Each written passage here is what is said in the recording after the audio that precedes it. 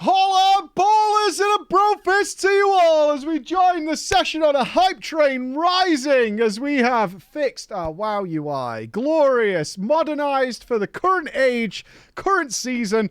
We've been back in enjoying some stuff and we just did the new FF Alliance raid. Of course, we're saving the MSQ till after the race to World First, which begins next week on Tuesday. We will be live, and then Wednesday it kicks off for the EU in the big way, which means I am flying to Germany on Sunday. I'll be out there. We've also got Gamescom going on as well, the midnight launch announcement, which is in the same town as the race to World First. Isn't that interesting? Isn't that interesting? It's very interesting. It's very interesting. So they're happening simultaneously in the same town. Very interesting. Very, very interesting situation that's happening there. So you may or may not see me doing some other stuff that's not on the Race to World First. But, of course, we'll have to wait for that. But while we're here, just to let you know, though, as always, the Race to World First always causes some disruption to the stream. We do our absolute best to keep it as normal as possible. We have prepared a special treat for you guys, which you'll find out on Monday. But I know for sure there are some days I cannot stream at all. For reasons. But I'll let you know when I can let you know when that is. So there will be some disruption. Drama might be on different days and things like that. But there are absolutely certain days that I will not be able to stream. So just letting you know. Why is that? I don't know. I have no idea why that could be. But that is the way it is. But over the course of this period of time, you should, of course, send your stories into drama at preachgaming.com. That's simple, evil drama time at preachgaming.com or drama at preachgaming.com. Whenever you're sat in the toilet, sat on the bus, doing whatever, just jiving away, waiting for some respawns, tell us your tales of the weird and wonderful things that happen to you in the MMO world, because I've shared all my stories, and now we want to hear from you. It's a red flag and some entertainment. I'm looking at some titles here. I always like popping this quiz, and all of you kind of get the right answer straight away, but which class in World of Warcraft, generally speaking, are the most uptight, rage-filled complainers? The ones, it's the Warlock, the Warrior, the Mage. No, it's none of those. And because these guys actually go old school, all the way back to vanilla, and their rage and anger over the years has it bubbles and then it explodes because they're often left on the bench. You see, the fact, yeah, it is indeed, as Liberin pointed out there, the shamans. They're so manipulative. They're like, the Moonkins are just straight liars. The Moonkins are just straight liars. Like, they will lie on the Druids. They will lie all the time that they're dog shit. But the shamans generally are pretty dog shit in a lot of ways. Unfortunately, which sucks. Where's my title? Why is it down there? Did I move it? I must have, even though it's locked. That's weird. Let's put it there. Okay. But ever since vanilla, the shamans are the ones that whisper in your ear and complain, like, you know, in that evil sort of sadistic way, to get good. They're just being treated badly. You know what I mean? Another UI stream. But we have one here. Let's see where this goes. I know it involves a shaman in some way, shape, or form. Mikey, Bex, and your audience, the wonderful... Oh, I have to describe this. The wonderful, beautiful, colourful names in the chat.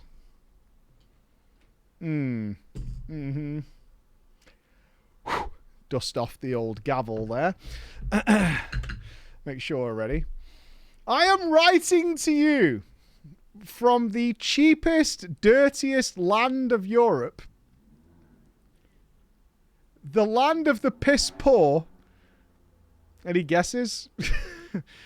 Okay, it was literally, for our audio listeners, the first guess. We are writing to you from Poland. The very, very first guess of all of Europe landed immediately on Poland. Okay. I have read to you in the past, and Bex chose it. I wrote about a guild with mandatory social interaction night. Yeah, I remember that, actually. Mandatory social interaction night. Sweet mother of God. It was insufferable. And the classic World of Warcraft dilemma of who deserves loot more in our mandatory social guild. It's been months since that happened, the dust has settled, and new things have happened. I'll try and refresh your memory as much as possible and provide context for new things that have happened that relates to the story. However, as always, the clock keeps ticking, my friends, and life does indeed go on, and it will not stop regardless of what happens. So today, I have a tale for you. A story of how I gave up the smelly, dirty, disgusting warlock 11 years ago when I was a newbie raider to the ultimate beef, to the man amongst men, to the alpha dog, to the wolf of a mythic raider with its soul-crushing downs along the way. Mike, I have to admit something to you that I imagine a lot of your audience can resonate with. Sometimes when I'm gaming, I get too locked in. I could write many stories across plenty of games where my borderline obsessive tendencies and my eye on the prize I want gets out of hand. Maybe slightly. But like all my tales on drama, this story has a good ending, I promise. And I bet a lot of people have similar realizations about themselves when they look in the mirror and look back upon the things that they have done to obtain their prize. I want to start where I left you last time I wrote. Things were really bad. I had had enough. I found a new guild. I wanted to try Mythic. But before I left my old guild, I wrote to the couple of friends that I made there who were other core raiders. For one reason or the other, at the time, most of them didn't want to leave the terrible guild. Whether it's because they didn't feel like Mythic was in their agenda, or didn't want to go through a trial process where they would be judged. Various reasons. But we, of course, agreed, like many of us do when we leave our guild, to just keep in contact and be friends. It was one of the best gaming decisions I've ever made. We decided we would make our own Discord for the friend group. Did you? Okay. We've got a private Discord. And over time, for one reason or the other, they left that old guild, just like me, or got kicked for sharing their discontents with how things were being run. I was the first domino to fall of that raider group, and not long after I wrote you my previous story, the guild completely fell apart. They briefly tried their luck over in Classic WoW when the anniversary got announced. But as far as I know, they lasted 3 weeks in Classic and then gave up on WoW for the time being completely. Effectively gone, and I can happily leave that chapter of my WoW life behind and count it as a win overall. I got to keep in contact with the people I liked, and I can forget the complete total toxic arseholes that I had also had to deal with. As far as I was concerned, they never existed. So a new chapter. We all have these moments, don't we? New expansion, new season. This time it's going to be different. My friend group soon turned into a guild of their own. All the people who wanted to keep in contact were welcome to join, because they had, of course, been previously vetted. Good people. I may be a part of that friend group and a Discord server, but unfortunately, I didn't join the guild. You see, they were still thinking peasant mode. All they saw in their future was heroic raiding. They managed to get most of a functional little raid team going, with a couple of spots here and there for pugs. It was approaching the middle of Season 1 of The War Within. I was better than them. I was accepted to a Mythic guild. I was about to begin my trial for the very first time. So I listened to your advice, Mike. Okay. I set myself 2 goals for the rest of this season. I want cutting edge and 3K Mythic Plus rating. Considering that was my first season I pushed actual content, that's at least for toddlers rather than babies, Looking back at it, it was a big ask. But it was set. And once I had decided on a goal, I couldn't unset it. I was focused. Laser focused on obtaining my prize. When I joined our new... What's our new Mythic Guild called? Give me a Mythic name, live audience. What's our Mythic Guild going to be called? What are these heroes who have taken in our author, who has several... the Broken UI. Okay. Oh, I actually prefer Mind the Gap. Yeah, sure. Mind the Gap. That sounds pretty good. When I joined Mind the Gap, they were 4 out of 8 Mythic. It was a fresh guild that apparently split from their old one with a couple of people and decided to make a brand new, better guild. You know the story with blackjack and hookers and the whole thing. I, listening to the teachings of St. Moses Preach Michael, identified something that I think you should be proud of. I am proud. This is good. What did he do? Oh, come on. There's some long-time Drama Time listeners here. What did he do? What did he do? And this is a brilliant thing to do. Fix his UI? No. Didn't send nudes? No, he didn't. He checked the logs and did what? He did research, correct? That's part 1. He did research and he realized this was a brand new guild. So, what did he then do? Which you should always do. Red flags? Maybe. He didn't leave, no. He asked them. He asked them. Instead of him just being on trial, the guild is also on trial for you. I asked them why. What happened? Why did your guild fall apart? There's no way people decide to just split away from their entire guild and form their own with no drama. But Mike, this is where I let you down. I thought of asking the question. And Mike, I tell you now, I wish I did ask it, but I didn't. Why did you fucking blue ball me like this? Why? I was so proud of you for about 15 seconds. It was 15 seconds of pride. 15 seconds that somebody out there listened and somebody did what you should do if you find out that a guild fell apart and reformed. You know why I didn't. I had been accepted to a Mythic Guild. A Mythic Guild wanted to give me a chance.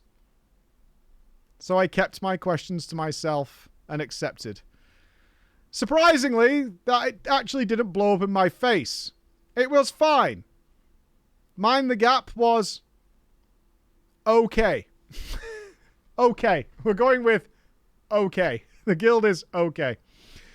We progged our way through Brood Twister. I got my four bosses in the meantime. Took us about 2 to 3 weeks and a shit ton of weak or fucking her to kill it. It felt heavenly. And at that point, I knew I was where I wanted to be. Soon after Brood Twister fell, I got a ping in the guild chat. Ladies and gentlemen, I passed my trial. I was now a Mythic Raider. Officially. I cannot tell you all, when I saw that I had been promoted, how much relief washed over me. A lot of the baggage with getting that cutting edge I desired was now just at the wayside. I was in a guild, they were progressing, they were doing well, everything seemed together. It actually seemed in reach. I didn't need to worry week after week that maybe if I missed a kick or something like that, I would be kicked. I was in. So it was great. But having to now deal with something you don't do in Heroic was taking some getting used to. Oh, you know what? Motherfucker, I don't think about this. I don't think about this at all. But you're totally right. A Heroic guild would never deal with this. I was really struggling with the idea of having to make different comps on a boss-by-boss basis. And that sometimes, even though you were a full member of the guild, you wouldn't be in and other people would be and vice versa. I was used to the structure of, if you were there and you were online, you were welcome. because it didn't really matter. But now, there was nuance to it. Who gets to come?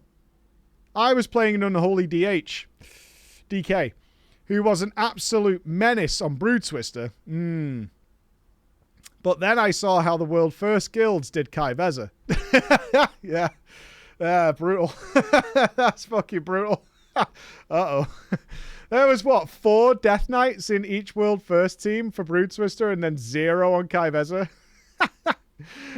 I knew that my chances of prog were pretty slim. It's like 4 or 5. It was just red and brown and pink all over the screen. And then he got to Kai Vezza and it was all blue and purple.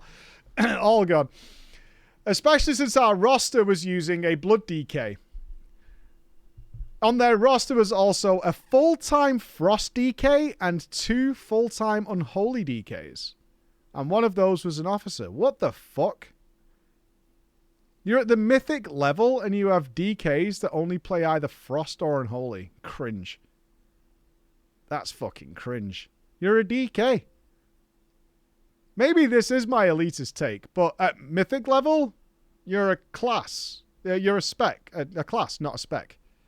You're a DK. If Unholy's better that season, you play Unholy. If Frost is better, you're Frost. If they need a Blood DK, you go Blood. You might not be as good at it, but like you're not like, well, sorry, I don't play Frost. You know what I mean? Yeah, I mean that multiple classes tends to be higher up, but generally speaking, at the mythic level, you probably should be able to play your off specs. I think the exception would be maybe Druids. Feral and Balance are quite far apart. But generally speaking, you should be able to swap. Can you imagine being only a, like, Frost Mage, like Jordan? It's no good. How about... Okay, and one was an officer. Yes. Grip is a raid buff. And Manaforge Omega has very quickly highlighted how important Grip is, as promised. However, and yeah, I was always being picked to be on what they called standby. It's a mighty fine bench you got there. I'm on standby. I'm not on the bench. I'm on standby. I mean, there's nothing wrong with being benched in a mythic guild. It's normal. But for whatever reason, every raid night, an invite came my way. I was actually shocked and stunned when we got to Kai Vezza, and I got invited for all of it.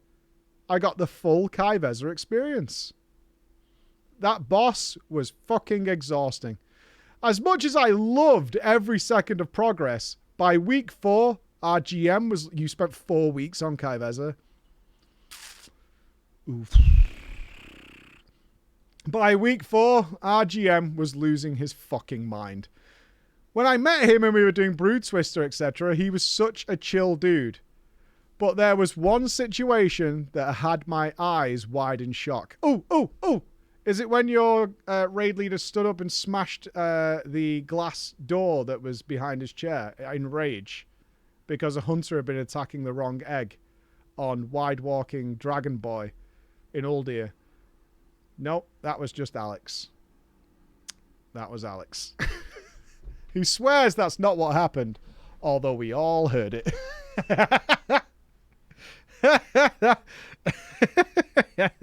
That was Alex. I thought it was hilarious. In one of the later weeks of Archive as a prog, everyone knew what they were supposed to do. Everyone knew where they were supposed to stand and when they were supposed to stand there. It was the end of November 24. The season had been out for quite a while. The raid damage percentage was high, and it wasn't as big of a DPS check as it was during the race. All we had to do is not die. Can't log like that, though, can you? If anyone at any point died during the intermission, it was a wipe. Our P1 needed to be perfect. By the book. By the numbers. By the letter. Don't die. But then we had this guy. This Org Evoker. He was a raider. Passed his trial. Pretty much in every single pull on Kai Vezza. And after explaining it time and time again, where you need to be, place the grabby pulley pool, He somehow fucked it up. It had been 4 weeks. Our GM had had enough.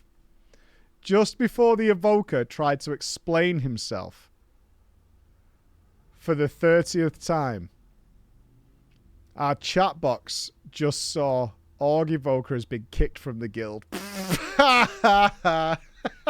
Nope. I've had enough. I have given you every chance. I have given you every fucking chance. I cannot listen to another story of how you fucked this up. Just go away. Just go the fuck away. Yeah. Holy shit, we all said in comms. I didn't expect that. He got replaced by someone on standby. We went right back to pulling. Mike, we killed Kai Veza the next day. Oh! That poor guy. That poor guy. Should have done it 2 weeks ago, to be honest. Or just benched him and said, yeah, you for whatever reason, this fight isn't clicking with you. I think that's a fair way of letting someone down. It's like, clearly this fight is not clicking with you in some way. We're going to sit you for now. Like, we don't need the damage. It's fine. We're going to sit you. But what about my other goal? Every hour that I wasn't at work or with my girlfriend, M+ non-stop. Looking at it now, the season was pretty hard, but I had no comparison at the time. So I mindlessly bashed my head against the wall to get in as many 10s and 11s and 12s as I could. Something that never crossed my mind when starting Mythic raiding is there is a point decided by the guild at which it doesn't re-clear Mythic and instead extends the lockout for cutting edge. What? That's really weird. That's really, that's not normal, Arthur. That's... No. After 10 weeks, if you've only killed Brood Twister 4 times, unlikely, and they've only killed Kai Veza once, there's still loot to be gotten from them. I don't understand it personally. Unless your guild is somehow completely dogshit at re-clearing, you should be able to re-clear farm bosses extremely quickly. You're saving yourself maybe an hour, 2 hours maybe, and missing out on loot. Like, that's not worth it. Yeah, that for me is not worth it. Unless you have some really weird schedule where you barely raid per week or something like that, but if you're missing out on good loot. Our guild decided that this was at Brood Twister. So that's... You're not going to get any re-clear loot from Kai Veza, Queen's Court either. I mean, Queen's Court has really good trinkets. Huh. I can see if you're like, okay, there's a ring missing or something. I find this stuff really interesting, 'cause re-clearing should not take you that long, because you overgear it by that point, and you've all experienced it. You should be able to smash those bosses. Either way, your choice. Our guild decided that it was after Brood Twister. It fell 2 to 3 weeks after I joined the guild, so that meant that after that, any Mythic track gear, the only Myth track gear I could get was from the M+ vault. Yeah, this just seems like bad. Like, you generally save, by overgearing or gearing as much as possible, you save more time on prog than you do by extending the lockout. It's really detrimental. Like, it's a balance of power. It's like, that extra 2 hours can get you more power that will shave off maybe 10 hours of progress on the next boss, you know? It's that kind of thought process. As much as I sometimes didn't want to, I have a real-life friend. I have a real-life unlimited time to play. And the choice was always between grind 10s for the vault or push for the score that I really wanted. There wasn't always a clearly right choice. I wanted score. I needed to grind the higher keys. I wanted 3k. Eyes on the prize, my friends. Eyes on the prize. My other friends had long since given up on the season, so I didn't have the comfort of a push group anymore that was regular. I was going to have to pug it. So pug I did. Every time I got closer and closer to the goal, I sent screenshots to the friend group Discord each minute score increase. They would cheer me on for raising that score. It was going up slowly, but it was going up and it felt great. We get to December. When did you join? They're at Silken Court in December. How long is it taking you per boss? Like a month per boss? It's a while per boss, that, isn't it? They must have really low raid hours. That's all I can think of. I can't remember where he said it. I think it's like September, so it's been over a month. Mike, so help me fucking God. I have never seen such a sensory overload fight. It started off grim. It didn't help that our GM decided he needed a break after Kai'Veza and disappeared for 2 weeks. How do you guys feel about that? Mid-progress, but your GM's clearly had an absolutely awful month dealing with people. I don't think that's... I don't know. I kind of give some leeway there. If it's got to the point where he's had to flat out kick people in the middle of the raid because of their performance, you can only imagine what's been going on in the background. I'm kind of okay with this. I am kind of okay with this. I don't think it was because of life. I think it was because he was like, if I don't take a break, I'm going to burn the fuck out on this game. Like, hardcore. A heads up. Yeah, for sure. I would give a heads up. It's like, or something like, guys, next week I need to take a break. I'm like, and I imagine some of the other raiders might want a break as well. Just like 2 weeks, 2 resets. Let's just take a fucking break and come back strong. And with him gone, we couldn't build a steady group for progress. Each time there was someone new there who was dozens of pulls behind the learning. Each moment had to have been precisely mapped on Raid Planner, and every time someone panicked amidst the barrage of things that boss threw at you, our death log filled to the brim. As comfy as I was at the start of this journey, we never killed the Silken Court. Bummer. In all honesty, I think that we could have. Sure, we were running out of time in the season. It was December, and Season 2 was in February. But as it turned out, Silken Court wasn't the real raid boss our guild couldn't survive. The real raid boss wore a big red hat with a ball on it and a jolly laugh. Christmas. A 3-week break. 3 weeks? 3 weeks. That's a long time for the Christmas break. 3 weeks.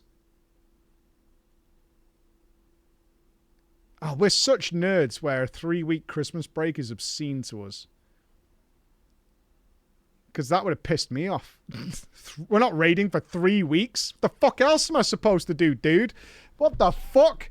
3 weeks? Are you kidding me? 3 weeks. A 3-week break was signaled. It sounded so simple. We set a date for our next raid. Sign-up sheet was up like it always was. But as the break's end was looming ever closer and closer, nobody signed up.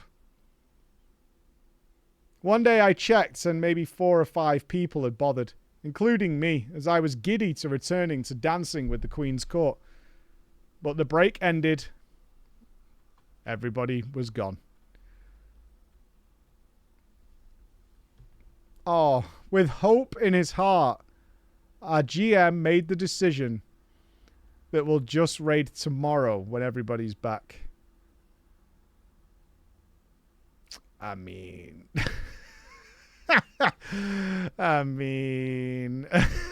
yeah, they're all just... They can't come back on the Wednesday. They're going to be here on the Thursday, for sure. That's totally fine. The next day, shockingly, was the same thing. Not enough people. A poll was made whether people want to continue, wait for Season 2, or give up completely.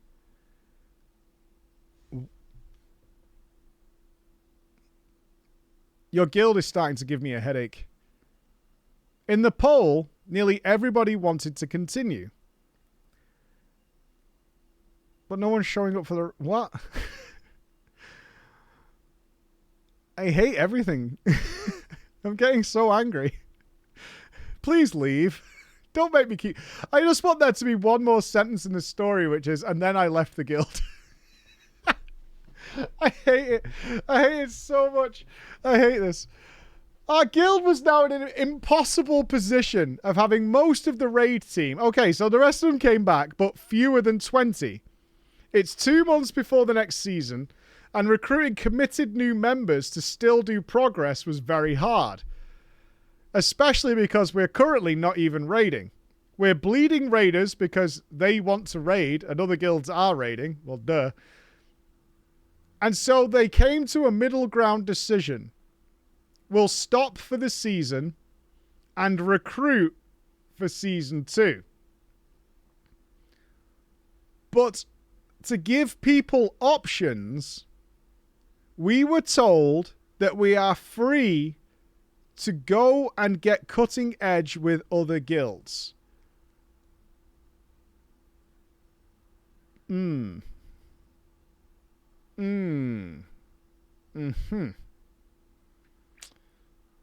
Okay. Sure. Yeah. I mean, that's a nice way of putting it.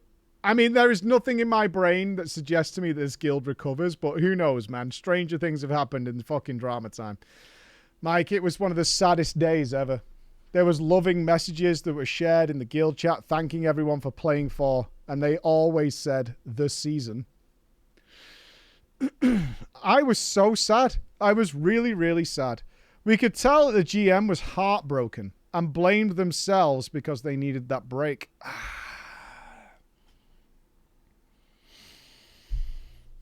But we all left under the leaving message of, I will see you in season 2.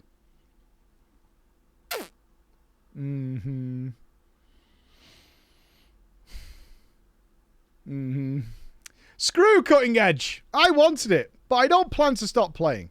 We could totally definitely get that cutting edge that, that I long for in the Undermine.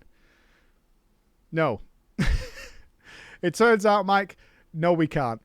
Every day the guild bled members, and after one of the main tanks left, another message was shared. The guild was disbanding. The GM said that he's received lots of messages from people who have gone to raid in other guilds for cutting edge, and they're not coming back. And he didn't have it in him to rebuild the guild again. I am absolutely taken aback at this turn of events. This is shocking. Shocking. Mike, chat, will you all do me a favor? Will you give a salute and an F to the GM of that guild? It's been an honor, and he quit the game and never returned for season 2. You know what? I will salute that. I will salute that. I think it was probably a brave decision, and he knew it could be a downfall to take a break, but was also about to just lose his fucking mind. It is sad. It is sad. That kind of reminds me of like Kuznam. He like made the gamble on Serenity and was like, I'm fucking done at this point. Like, it's not worked. Whatever, I'm out. And we lost one of the greats, man. We lost one of the greats. It's not exactly easy to raid leader. Certainly in that tier where the bosses were like insanely hard towards the end. You had Brood Twister, Kai Vezra into Queen's Court into fucking Ansarek. Like, that was a rough tier to raid lead. That was rough. What happened though, ladies and gentlemen. I still had that other goal. And I can achieve it still. The universe decided to play a prank on me. As the next reset after we stopped raiding, Myth-Track Arakara greeted my vault. On a week, I only did 1 Mythic Plus dungeon. That was welcome. But a cruel prank considering that all items I could use were only from M+, and I had 7 consecutive weeks where despite having a full M+ vault, I couldn't use a single one of the items. Ah, blessed vaults. I look forward to mine on Wednesday. My sick killer delve vault. I'm sure it's going to be fantastic. It was one of the most demotivating experiences I've ever had. I was mythic raiding and smashing my face into bosses and doing all the M+ I possibly could, only to also get 0 gear out of it week on week. My eyes were starting to fall from the prize. I had doubts, demotivation. It was over for me. I physically couldn't stomach doing more M+ high-level pugs. I was so close, but I threw in the towel like my guild and gave up. I didn't achieve a single goal that I set myself that season, despite giving every ounce of effort I had. I was devastated. But there's always next season. New opportunities, new things. There was nothing left for me to do but dust myself off, refresh, reinvigorate, and undermine. And come back I did, more motivated than ever. Eyes on the prize. I popped an ad on the recruitment Discord and immediately had nearly 20 guild invitations. I didn't pick a single one of them.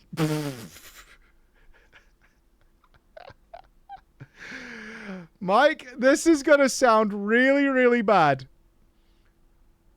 But I wanted a guild that I applied to choose me, rather than a guild reach out to me.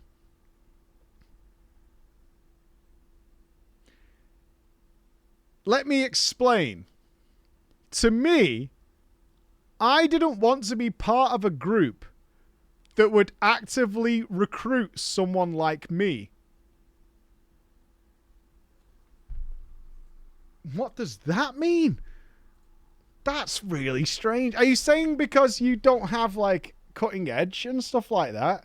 Are you saying, like, if they're searching out people like me, they're probably a shit guild?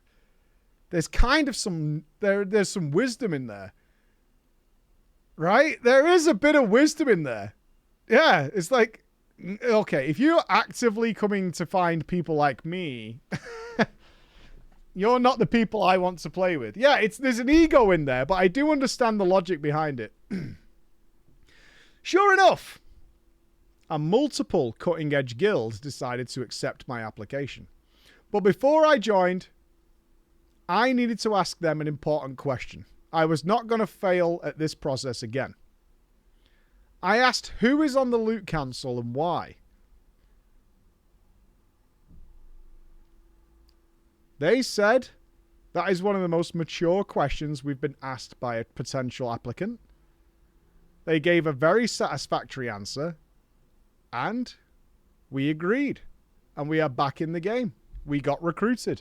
Very nice. Yeah, ask some questions. Like, okay, what is this? Is it like the fucking... If you find out the Loot Council is like, well, it's the GM and his wife and his son. It's a really good question. You should ask these things. Always watch a stream of a potential guild. Always. My throat is failing, and I have a world first cast. New season, same goals. But what's different this time? There's a mount on the line for 3k. So my friend group decided to clench their butt cheeks and push with me. We were going to be stronger than ever. It may be late into the tale, but I would like to introduce Nautilus and Hark. My two buddies who decided they were going to push with me. Nautilus, the Resto Shaman, and Hark, the Moonkin. With me as an Unholy DK, we got ourselves close to meta. It's actually pretty funny for Resto Shaman to complain that it's her who doesn't get instant invites to groups this season, when both me and Hark do. Haha. They still were peasant heroic raiders, but that team grew and got there ahead of the curve by week 4, and I was proud of them. Nautilus got her all 12s really quickly, and once she had the unbreakable key, we leached off what she had.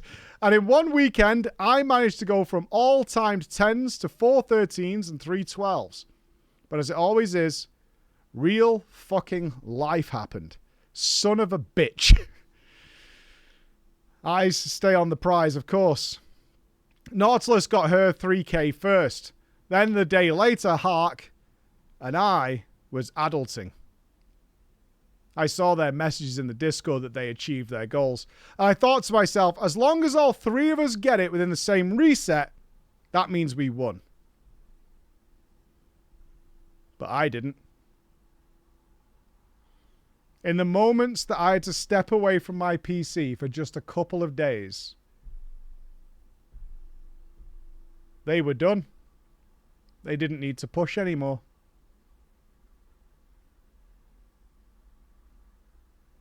I actually took it pretty hard. Also, fuck your friends, by the way. Like, can you do like 3 more dungeons with me? Yeah, I think so too. That's pretty shitty. That's pretty shitty. Can we do like 3 more dungeons, like for fucking real? That's all we need.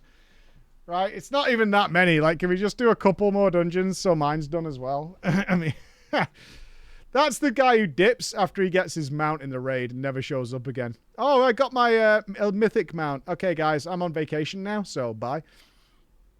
I took it pretty hard. I felt like I'd failed again. My friends had their goal. I didn't. It was like the world fell apart for me when it was all happening over again. And then I heard Nautilus say, bro, you're a mythic raider and you have a life. Now this, for some people, might be a negative thing, but it was said as a compliment.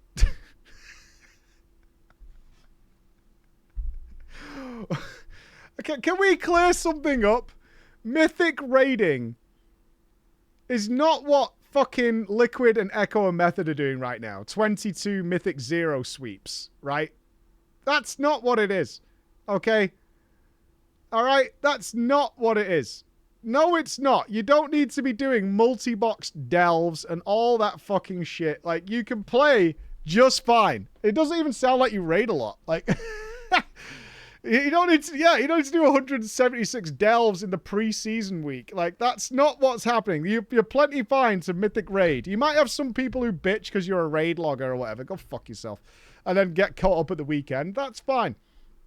It was like something shattered in my head. She was inspiring me. That's right. Why am I worried about 3 KM plus? It's only early season 2. I'm at 2970. You needed 30 points and they couldn't be bothered. He's at 2970 and they dipped.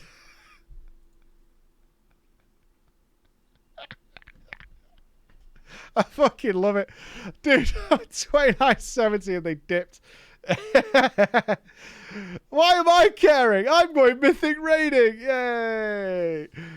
I don't know why, but I needed those words. They fired me up. I feel like in the wild chase of rating, I'd lost what made WoW fun. Smashing bosses with friends and guildies. The real rating was the friends we made along the way. Fuck off. Shut the fuck up. Absolutely fucking not. No, we do that passively. While we're getting the fucking rating, right? We do that passively, right? I did M0s with Alan Crew before for no loot because we're playing with friends. You still smash people up and overpull and do all that kind of shit. And then I told myself, it's not a race. I'll get it. And I'll make sure that our more casual friends also get theirs. Okay, you're Captain America now, I see. My obsessive attitude was at fault entirely here. I mean... unless something changes in the story, your friends are kind of douches, though. I'm not saying you're entirely at fault at all. But it wasn't all bad. My overconfidence was contagious enough that Nautilus and Hark managed to outpush me. And instead of being mad at myself, it's important that I should add here to the context of the story that at no point was I unhappy that they got theirs before me. I don't think anybody's unhappy with that. But if they are full dipped on getting you 30 more rating after you were there for the push, I instead decided to rise above it and celebrate my friend's successes. I'll get mine next reset. Wait, are you complaining about not getting it that week? Is that it? I don't think they've dipped at all. I think he's just pissed off he's not getting it in the same week. I think he's literally depressed he didn't get it that reset. Who the fuck cares? Who the fuck cares? What the fuck? Oh my god. But you got it on Friday, and I didn't get it till Wednesday. I'll get mine next reset. And that doesn't make me any less sweaty of a gamer. Okay. I am the prize. All right. But I can give myself a break every once in a while. Sure. I guess this is about the obsessive nature of it, as he wants it in a very specific way at a specific time. After hearing that and the unending cheers and support of my friends, What? What are you talking about? Like you, like there's a crowd, and they're all like, "Yeah, woo! We're gonna get it next week with the rating." Like, once Nautilus said that, oh my god! I stood up from my gamer chair, went to my girlfriend, gave her a big kiss, and then watched TV for the rest of the night. King shit. King shit. Fucking dog. King shit. And then went and watched TV. But what about our new guild? In all honesty, I think I struck gold, my friends. We're progressing steadily. Sometimes I'm sitting on a bench, but our raid leader always makes sure that any reclear, everyone gets the vault slots and gets to reclear bosses that they need loot from. And I'm sure that this tier I get to... wait, so... does this story continue? Oh, it does. Okay, I was really worried that this whole story, you still haven't achieved anything, because that would be really bittersweet. Okay, we're all inspired now. We're like fucking Braveheart. We're William Wallace. We're charging across the fields. We've got to kill them stupid English people. I'm sure that this tier I get to earn that cutting edge that eluded me last time. I passed my trial yet again. I'm really happy where I'm at this moment. Slightly more relaxed, pressing buttons, and the old mandatory social interaction night guild is contacting me to rebuild. The GM came back recently, and as far as I know, the officer clique may have split into different guilds, but they're still friends. The name was Kala in the last story. The GM came back with one of the most cringe messages I've ever seen. The DM that I received in order to get me to come back to their casual nightmare was feeling cute, coming back to heal and complain about my group uwu.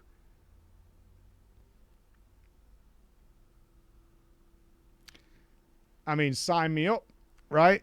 Sign me the fuck up. I'm in. Sign me the fuck up. No! Are you kidding me? Mike, this is the story so far. You've achieved nothing! Nothing! You've achieved nothing! Are you kidding me? This is my tale of personal growth and drama. It turns out eyes on the prize attitude isn't anything. You got to kick back and enjoy. The only time you kicked back is you watched TV one night. That was it. You watched television once. My story is far from over, Mike, and I'm sure there's going to be plenty more stories to share in the future. I'm really happy and grateful that I can share my accomplishments. What accomplishments? We've not done anything. We've failed at every turn. And to laugh at stupid shit either I'm doing or other drama authors are describing in their tales. I would also like to give a special shout out to the author of the Mogul and Trial by Combat stories shared a while back. If you're listening, I'd like to tell you that I've been inspired by your tales to try out Phantasy Star Online. Okay. Thanks, Mike, for reading my story. Or at least I hope Beck's had a nice read. Thank you. Now remember, wash the stink off your warlocks. The end. We achieved nothing. We achieved nothing. We haven't finished a raid. We haven't finished the M+, but you're so happy about it. And I'm here to tell you, stop being so happy and get your shit together. More guilds killed Gallywix this season than in the history of Mythic. In the history. And are you there? Did you do it? Or what? Season 3's coming. We know we have the results now. The season's over.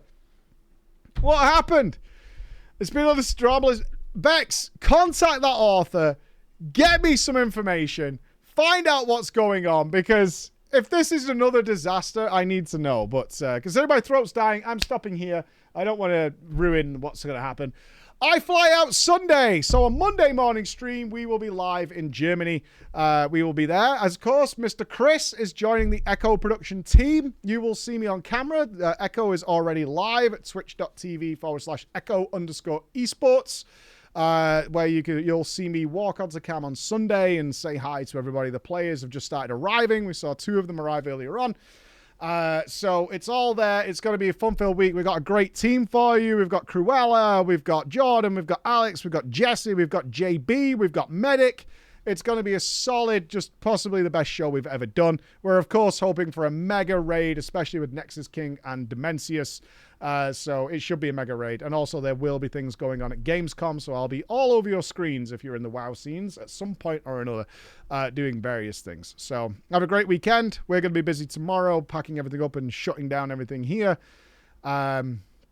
And then from Monday, I'll be live on this channel, and then we'll be live here, and then live on the race, and so on and so forth. So it should be really good. So big kisses. I will inform you of any disruptions to drama on stream and via social media, so I'll do it then. But wish as well. The Que is about to, once again, wherever he is. Where's the Que? There he is. You can see the Que in the background. The Que is about once again to make his journey and be there. So it's going to be good. Get UI set up. Yes, I will do that now. Thank you very much, guys. And have a great weekend. And look forward to the show. It's going to be a good one. Bye, guys. Where's me buttons?